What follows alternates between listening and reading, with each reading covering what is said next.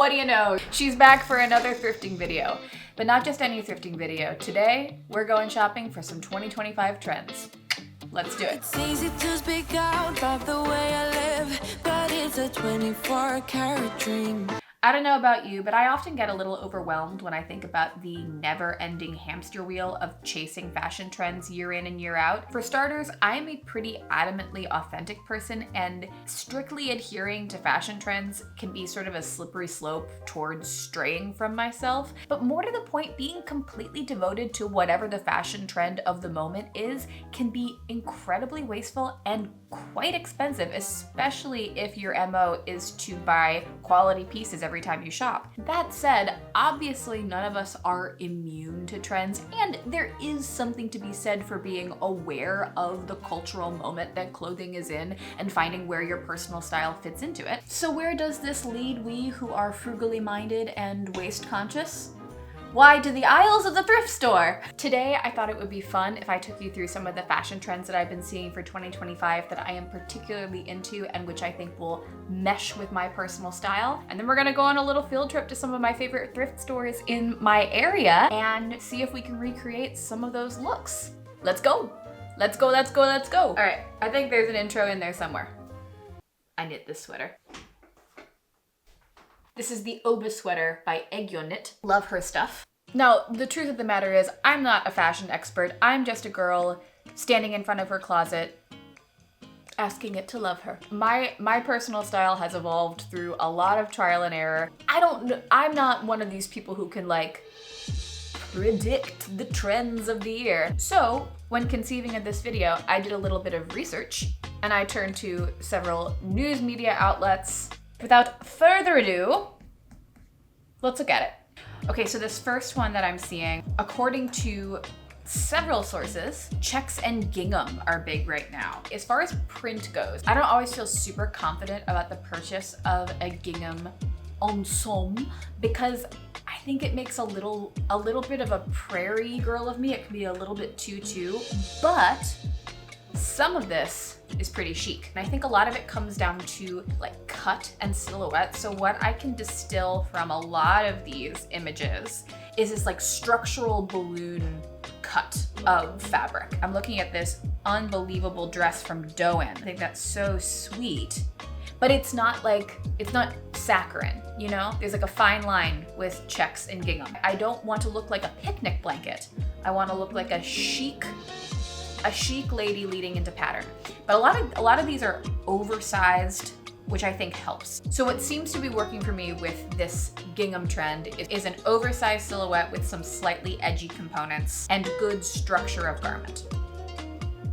This seems very findable. According to Vogue, we're gonna see a lot of electric blue in spring of 2025. I'm into it. I'm into all of this. Not always a big blue person, but this particular color of blue, this like really deep, really saturated, not royal blue, not baby blue, but what they are calling electric blue, cobalt, azure, cerulean. I'm here for it. This is like one of my favorite ways to go thrifting too, looking for a specific color, because it gives your eye a really natural place to gravitate towards. Thrift stores can be overwhelming places. They're like miles and miles of racks extending everywhere the light touches. Having a clear visual filter like a color, I'm into it. And what's really great at the thrift store, I'm not gonna spend $1,200 like I would if I bought this Neiman Marcus textured vinyl crop jacket. I'm looking at all these like monochromatic outfits. I'm looking at monochromatic cerulean electric blue outfits with a really strong red lip, color drenched head to toe in this deep, deep, deep blue color. Oh yeah, it does seem that a lot of these trends are color-based. So obviously the Pantone color Mocha Mousse is the color of the year, which if you've looked at me once, you might imagine I'm pretty excited about. So like, I'm definitely gonna see if I can find some Mocha Mousse outfits out in the world just because like, I mean, look at this. Look at that. Look at that. So chic. So easy to be chic. Like wealthy wood nymphs. Oh my God. I actually don't really need more more Mocha Mousse trend complying pieces in my wardrobe, but I'm gonna look for some.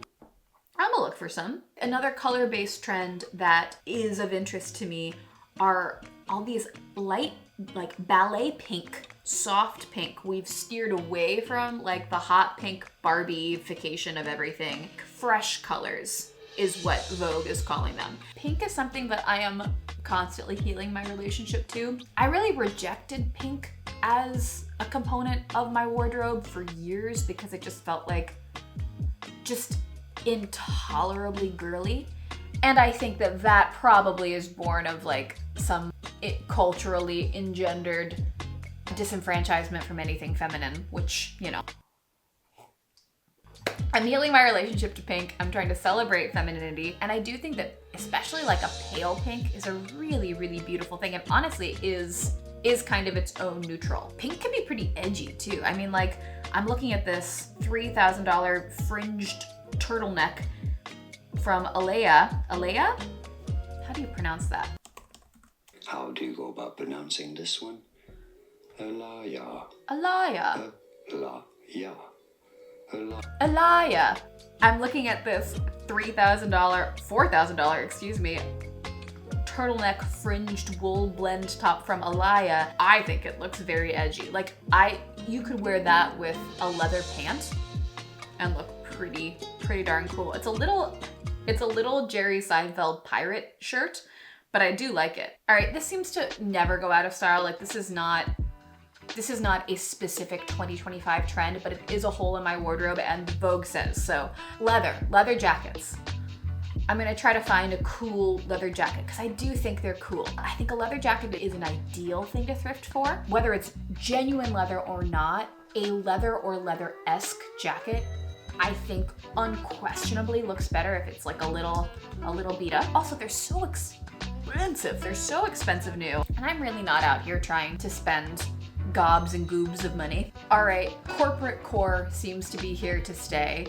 I only own one blazer and I often want to have more of them. So maybe today's blazer day. I could do with a blazer. That could be a useful acquisition because I do think that does sort of align with my philosophy of being a timeless piece, something that I'll be able to wear year in, year out. That is very, very versatile. I own two blazers. One is sort of cropped and very, very tailored, and the other is a little bit oversized and like blue and white stripe. It's very cool. I really, really like it. Whenever I wear either one of those, I think like, why don't I have more? I'd like more. More, please. All right, I'm gonna get out there and look at some stuff. You wanna know how much I don't wanna bring my camera into a thrift store? Because it's a lot. But I'm gonna do it. For you, I'm gonna do it. And so our heroine bravely betook herself with her camera to the aisles of the thrift store. First stop was Goodwill near my old neighborhood. This is my favorite Goodwill in the area. I just find that I always have really, really good luck here, and today was no exception. Not to sound at all like a broken record, but going into a thrift store with limitations or a plan or some kind of structure really is the ticket. Having something really clear in my mind's eye makes the sea of clothing far less daunting and allows me to say to myself, hey, come on in, the water's fine. You know how you talk to yourself? Anywho, I didn't actually end up purchasing a ton from this trip. I found some great stuff, but only 2 pieces ended up making the cut. But next up was Turnstile Consignment. This is my very favorite place. It's so great. It's really well curated. What made it particularly great for this trip was that they do organize much of their clothing by color, so that was perfect for my mission. But yeah, everything's really well organized. The aisles are chock full of wonderful treasures, and I really had a great time just sort of vibing out to an audiobook and combing through all of the fabulous, fabulous clothes. Quick side note, if you are a book person, the audiobook in question was Men Have Called Her Crazy by Anna Marie Tendler. I will link that below. Super smart lady saying super smart things. If you are a person who's ever dealt with mental health struggles, if you're an artist, if you love a dog, recommend. It was the perfect companion on this thrift trip. And now, the spoils of the trip, our fashion show.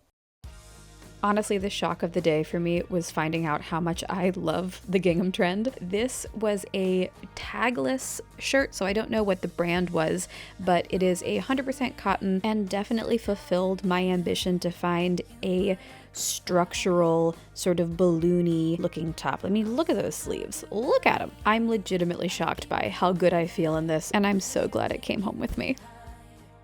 Another iteration of the gingham trend, and honestly another surprise, these black watch plaid pants, they look almost identical to the plaid on the uniform skirt that I had to wear every day in high school, but I love them. I feel so svelte and jaunty in them, and while they look a little like something a golfer's caddy would wear, I think they do it in a cool way. Alright, y'all said soft pink, here is soft pink.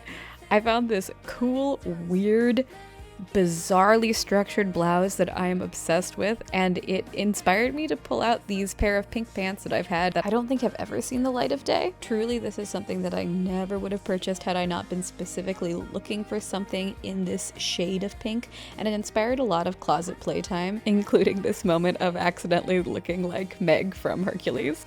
I won't say I'm in love. Get those vibes? I do. We have arrived at Mocha Mousse. I love this top so much. I love this color. It goes with so much in my wardrobe. And I also found this very cool blazer where I inadvertently look like maybe like all three of the Roy children at once. If you're a Succession fan, you get it. All right, y'all, it happened. I found the coolest leather jacket for, oh, the zipper won't come up. Oh, here she's gonna try. Oh, how she struggles. Victorious. I found this incredible, beautiful, softest thing you've ever touched vintage leather jacket at Goodwill for $10. And last but not least, I found this amazing electric blue top, which does in fact look great with a red lip. I was honestly surprised by how much I love this. I didn't mention this before, but I was kind of skeptical of the electric blue trend for me. I didn't know if it would be flattering, but I felt so sophisticated in this outfit, and paired with my cool new blazer, I feel like I'm like ready for a yacht party or for perhaps a little bit of high tea in one of my vintage Harrods Demi-Tasse cups. You know what they say, get you a girl that does both. What a party animal. All right, pals. That's the video.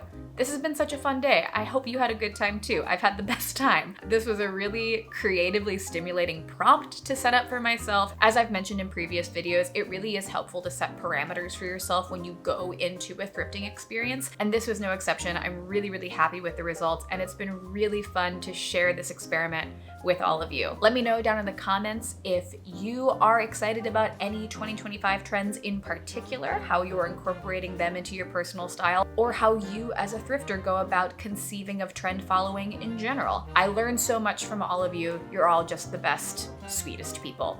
If you liked this video, like this video. It really does help me out. Subscribe if you are not subscribed. I hope you're taking very, very good care of yourselves, and I will see you back here very, very soon. Okay. Goodbye. Goodbye, goodbye. Goodbye, goodbye, goodbye, goodbye, goodbye, goodbye.